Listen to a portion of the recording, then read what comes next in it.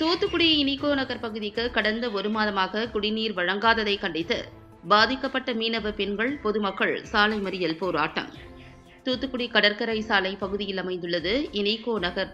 மீனவர்கள் வசிக்கும் பகுதியான இங்கு 500க்கும் மேற்பட்ட மீனவ குடும்பங்கள் வசித்து வருகின்றனர்.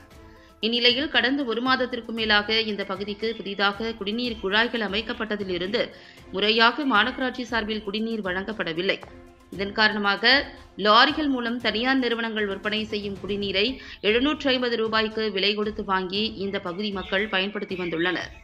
இதைத் தொடர்ந்து கோடை வெயிலின் தாக்கம் அதிகரித்துள்ள நிலையில் தண்ணீர் தேவை அதிகரிக்கவே விலை கொடுத்து வாங்க முடியாத சூழ்நிலையால் குடிநீர் வழங்கப்படாததை கண்டித்து பாதிக்கப்பட்ட பொதுமக்கள் தூத்துக்குடி கடற்கரை சாலை பகுதியில் இன்று திடீர் சாலை மறியல் போராட்டத்தில் ஈடுபட்டனர். இதன் காரணமாக அந்த பகுதியில் சுமார் அரை மணி நேரம் போக்குவரத்து பாதிக்கப்பட்டது. இதையடுத்து அந்த பகுதிக்கு வந்த காவல்துறையினர் போராட்டத்தில் ஈடுபட்ட பொதுமக்களுடன் பேச்சுவார்த்தை நடத்தி சாலை மறியல் போராட்டத்தை முடிவுக்கு கொண்டு வந்தனர்.